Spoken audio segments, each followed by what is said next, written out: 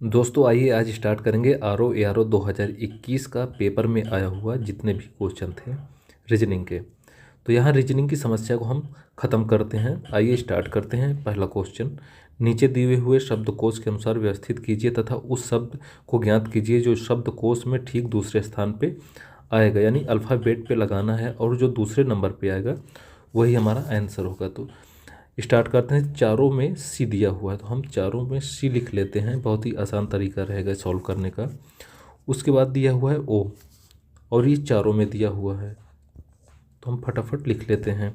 उसके बाद दिया हुआ है एन, तो एन इसमें भी दिया है, इसमें भी और इसमें एन के जगह पे यू दिया है, तो ये ऑलरेडी इन तीनों से अब हट चुका है, यानी कि ये चौथे नंबर पे ही जाएगा।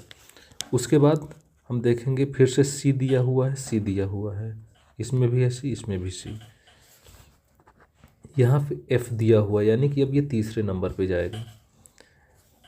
सी के बाद एल है और यहाँ पे ई है, यानी कि बी नंबर पे ई आएगा, यहाँ पे एल आता है।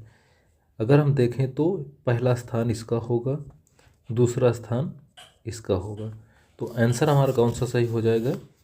ए नंबर, कंक्लूजन। ठीक है, आगे बढ़ते हैं। विद्युत जिस प्रकार तार से संबंधित है उसी प्रकार पानी संबंधित है, यानी कि जैसे विद्युत एक तार के अंदर फ्लो करती है तो उसी प्रकार पानी किस तरीके से संबंधित होगा। यहाँ पे पानी नदी में भी चलता है, बोतल में भी पानी भरा होता है, लेकिन यहाँ जो कॉन्सेप्ट दिया है तार के अंदर से ही करंट फ्लो होती है। जो हमारा ऊपर प्लास्टिक लगा होता है उसके अंदर जो वायर पड़ी होती है उनके थ्रू फ्लो होता है करंट। इसी प्रकार यहाँ पे जो हमारा, क्योंकि ये रीजनिंग का क्वेश्चन है तो यहाँ पे आंसर क्या होगा? पाइप, क्योंकि पाइप के अंदर से पानी फ्लो होता है, तो ऑप्शन डी सही हो जाएगा। अगला क्वेश्चन है, निम्न शब्दों में से कौन सा शब्द टीचर शब्द से नहीं लिखा जा सकता? अब जब ऐसे क्वेश्चन आ जाते हैं तो हम इसमें देखते हैं कि कौन सा जितने शब्द इसमें दिए हों आप उन शब्दों को देख लीजिए। अब जिस ऑप्शन में इससे जुड़े हुए शब्द नहीं हैं यानी वो हम नहीं लिख सकते। REACH यानी कि इसको हम लिख सकते हैं सर्च, REASEARCH, SEA फिर आर फिर सी और एच, यानी ये भी लिख सकते हैं। बी नंबर देख लेते हैं, CHEER ये भी लिख सकते हैं। CHAIR यानी कि आई इस पे आया हुआ है और यहाँ कहीं पे भी आई नहीं है तो हम इसको नहीं लिख सकते, तो हमारा ऑप्शन कौन सा सही होगा यहाँ पे? डी। आइए चौथा क्वेश्चन देखते हैं। निम्नलिखित आकृतियों में से कितने वर्ग तथा कितने त्रिभुज हैं? तो हम यहाँ 2 वर्ग 16 त्रिभुज, 3 वर्ग 16 त्रिभुज, 2 वर्ग 14 त्रिभुज, 3 वर्ग और 18 त्रिभुज। तो हम पहले निकाल लेते हैं यहाँ पे वर्गों की संख्या। तो पहला वर्ग इस फिगर में आप देखें, पहला वर्ग तो हमारा ये हो गया, दूसरा वर्ग ये हो गया, तीसरा हमारा एक और वर्ग बनता है जो ये है, ये भी वर्ग बनेगा, तो 3 वर्ग हो गए हैं, 3 वर्ग। तो 3 वर्ग 2 ऑप्शन में दिया है तो हमें त्रिभुजों की संख्या भी निकालनी पड़ेगी।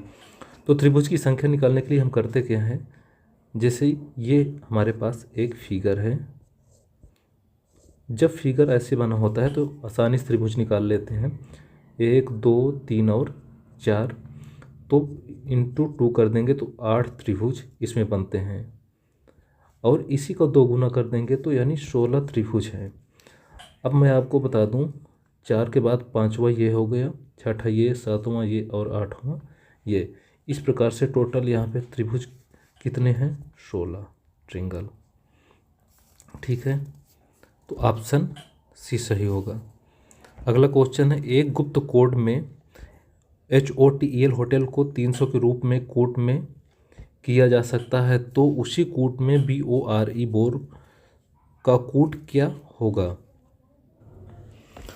माफ़ करिएगा, 16 त्रिभुज नहीं, यहाँ पे 18 होंगे, क्योंकि अभी हमने 2 त्रिभुज को काउंट नहीं किए। एक त्रिभुज ये हो जाता है और एक त्रिभुज ये भी बन जाता है। तो इस तरीके से +2 करेंगे तो 18 होगा। यहाँ पे डी ऑप्शन सही होगा। ठीक है, अब इस क्वेश्चन में देखेंगे HOTEL। तो H को जो हम देखते हैं तो इसे क्या लिख सकते हैं, 8। इंग्लिश में जब इंग्लिश में जो स्थान है 8 है, H का, O का है 15, T का है 20, E का है 5वां और L का है 12वां। तो इसको हम ऐड कर लेते हैं। ऐड करने के बाद ये जो है टोटल होगा 60, और 60 को मल्टीप्लाई करेंगे 1 2 3 4 और 5 से, ये हो जाएगा 300। यानी कि ये हमारा जो दिया हुआ है होटल को 300 के रूप में लिख सकते हैं। तो हमारा यहाँ से पुष्टि हो गई है। अब इसको हम देखेंगे कि BORE,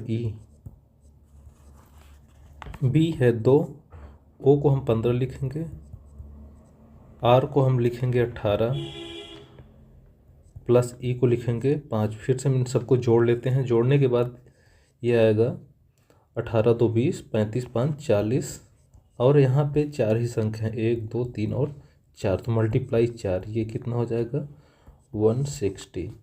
यानी हमारा बी आंसर सही है। तो रीजनिंग में थोड़ा सा समझना होता है और उसके बाद ये सारे क्वेश्चन आसानी से हो जाते हैं। छठा क्वेश्चन, निम्नलिखित में से भिन्न को चुनिए। इनमें से कौन सा भिन्न है, इसको हमको देखना होगा। तो इसके लिए क्या कर सकते हैं, हम लिख लेते हैं पहले J और R। J है अल्फ़ाबेट में, इसका स्थान आता है 10वें नंबर पे, R का आता है 18 पे। दूसरा है, और इसके आगे हमें दिया हुआ है 6। ठीक, RV, और इसके आगे दिया हुआ है 3। R का आता है स्थान 18वां 18। V का जो स्थान आता है ये है 22।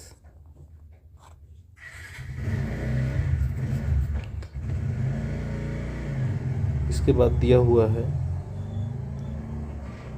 E और K और 5। E है 5, K है 11, ये है 5। यहाँ पे हम लिख लेते हैं DG2। D है 4, G है 8 7 6 7, G7, F6 है G7। अब हम लॉजिक लगाते हैं।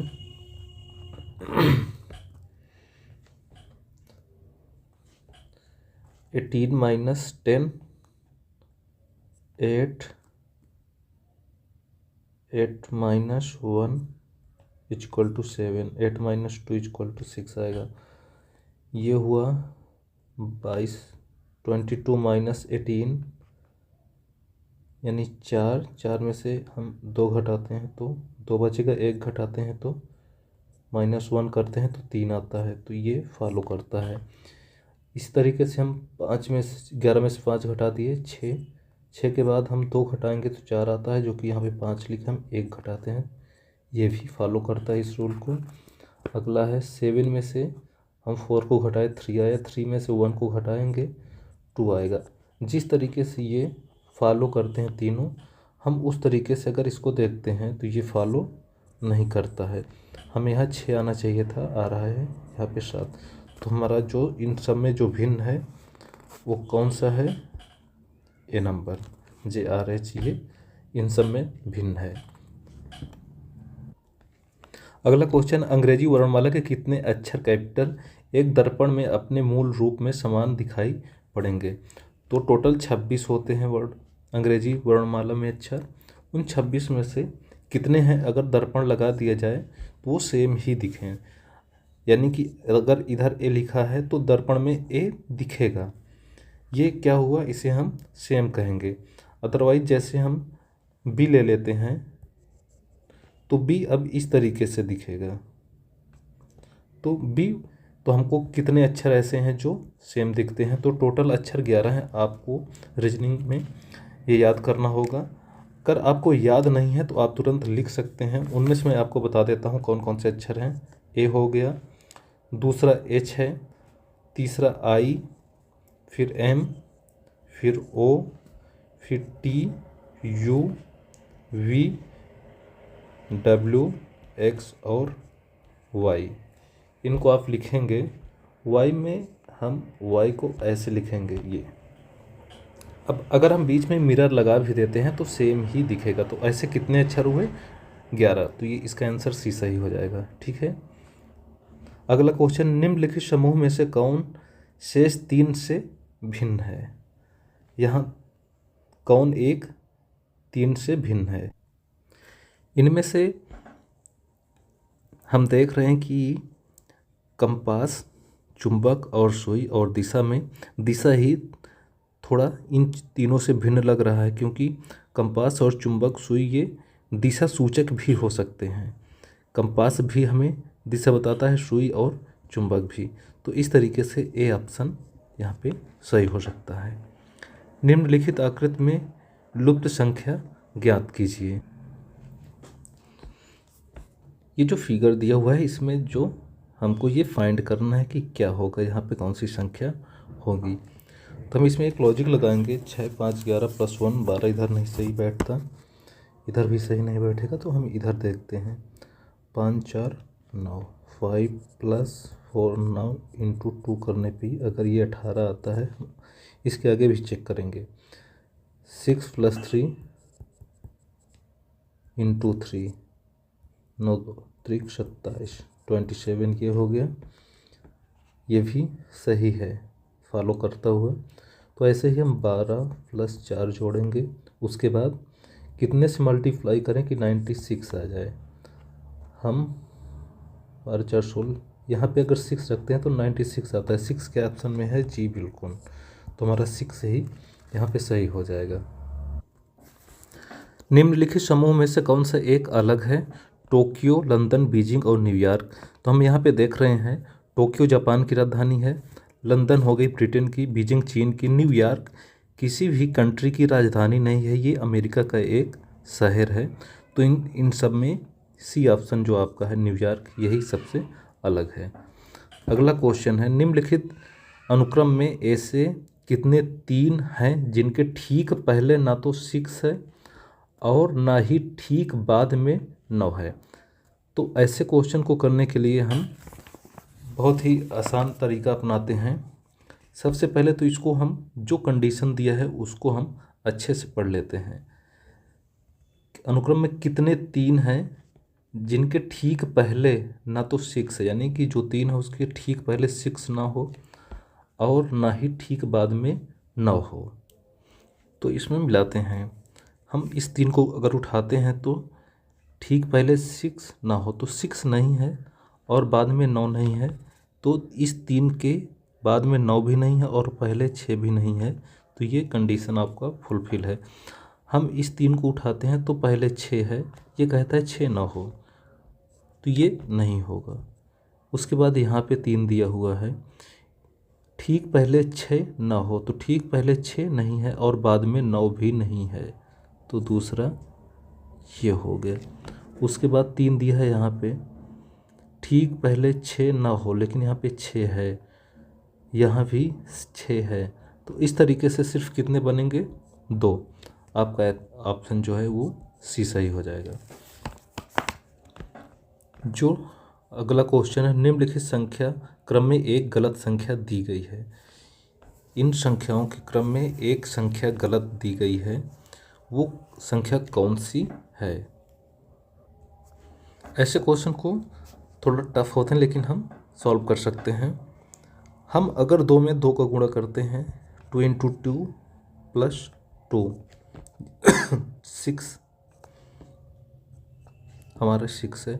हम अगर 6 पे भी 2 से मल्टीप्लाई कर दें, 2 से मल्टीप्लाई कर 6 पे, और यहाँ पे हम अगर 2 जोड़ते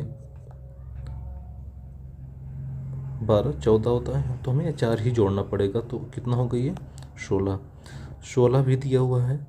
16 में हम फिर 2 का मल्टीप्लाई करते हैं अगर, तो ये होगा 32। 32 के बाद हमें कितना जोड़ना पड़ेगा कि 38 हो, यहाँ पे 6 यानी कि 6 38 हो जाएगा। 38 को लिखे मल्टीप्लाई 2 से किए, ये कितना हो जाएगा 6 और 3 76। 76 में अगर हम 8 जोड़ देते हैं, क्योंकि 2 4 6 8 1 2 2 के क्रम यहाँ पे बनना स्टार्ट हो गया हो, तो ये कितना हो जाएगा 84। अब 84 मल्टीप्लाई बाई 2 8 1 6 8। अब इस पे जो हमारा ये सीरीज 2 4 8 6 बना है, यहाँ पे हम 10 जोड़ते हैं, 178 होना चाहिए, 178 178। ये हमारा गलत हो रहा है, यानी 168 के जगह पे 178 होना चाहिए। ऑप्शन सी जो है ये गलत संख्या है। तो इस तरीके से रीजनिंग को हम फिनिश किए हैं। 12 क्वेश्चन जो थे ये 2021 के सेट से लिए गए थे। ऐसे ही जितने भी आर से आए हुए पेपर हैं, आर में जितने हुए रीजनिंग आए हुए क्वेश्चन हैं, हम सबको ऐसे ही सॉल्व कराते रहेंगे। और प्लीज़ चैनल को लाइक करें और सब्सक्राइब करें।